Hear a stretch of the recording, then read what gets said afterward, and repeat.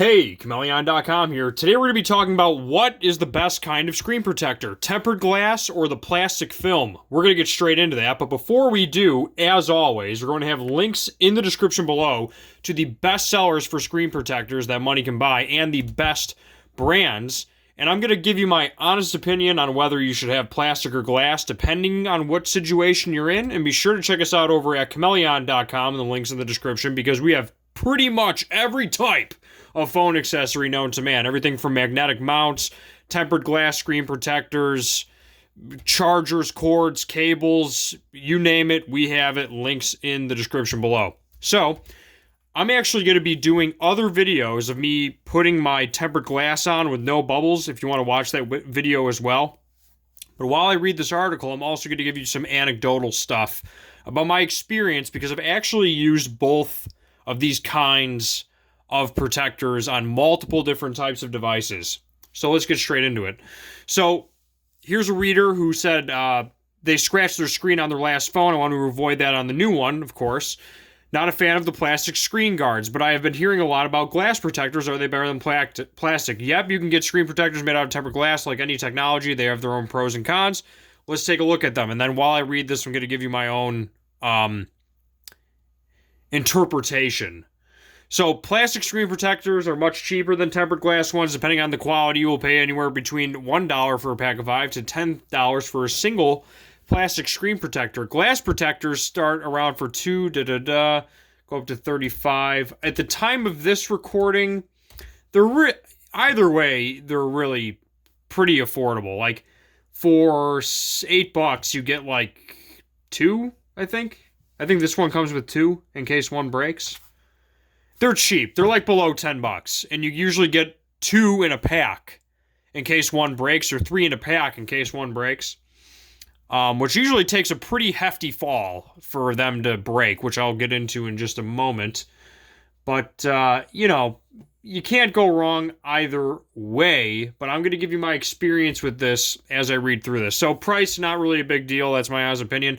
Toughness. Tempered glass is almost always sturdier than plastic. Duh. At the price, plastic protectors, especially the cheap models, also get scratched. Glass protectors are generally up around 0.03 to 0.5 millimeter thick, where plastic is 1/10 of a millimeter.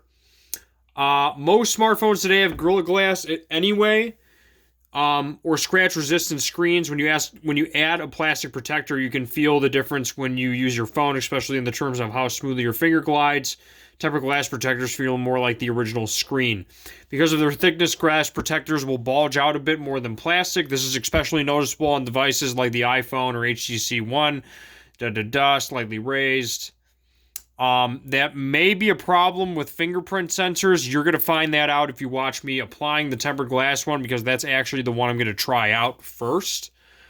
Do you need a screen protector? Yeah, I would recommend one. I really don't think you should be going naked with your screen, to be honest with you, because if you put it in your pocket with keys or makeup or whatever, your purse, you're going to probably end up scratching the screen. Even with Gorilla Glass. Day at the beach, sand can do that, believe it or not. So here's my honest opinion, enough reading this article. So I've used both of these. The phone I'm recording on right now actually came with a plastic film screen protector, but I dropped my phone inevitably, and it kind of got scraped. And the plastic, like a little hole, like a teeny tiny hole actually went in the plastic. So I kind of like nipped at it, and then it just dust and whatever got underneath it. So I'm like, forget this. So I pulled it off, and now my phone screen is naked. So they're good at keeping the scratches off your screen, but the problem is that once you get a bad scratch or once dust gets underneath it, you pretty much have to put on a new one. Now, I've also had the tempered glass on my S5, and I remember I dropped that thing so hard on its face, like on its face. I remember it specifically because it was at a gas station. And the tempered glass actually saved the screen, because it was like one of those flat hits on the floor. And the tempered glass broke, but my screen didn't break. So they do actually work against those flat-facing hits, which are usually what kind of breaks a phone. And sometimes a corner hit will do it if you don't have a good enough case. But I'm going to try out these tempered glass ones. I can't wait to put it on my phone. And I'm also going to probably put on the plastic one. But my honest opinion, if it doesn't interfere with your touchscreen sensor, then I would go with the glass. A lot of people advertise now that it's actually touchscreen friendly. I don't know about that yet. I might go with the plastic, to be honest with you. But they both have pros and cons. One's better at absorbing hits and having more damage taken, whereas a plastic screen protector is more form-fitting to the hand, and it will give you a better overall experience. I don't agree with that guy. What that guy said in the article about it feels different. It's plastic on a screen. You don't feel a dang thing. So that's my honest get-go. Check out my other videos. I am going to be doing a bubble-free installation of this on my phone, so let's get straight into that. As always, make sure to ring that bell, like, subscribe, all that fun stuff, and links will be in the description below for the best price on your screen protector today. On that note, Chmelaeon.com is out. Peace.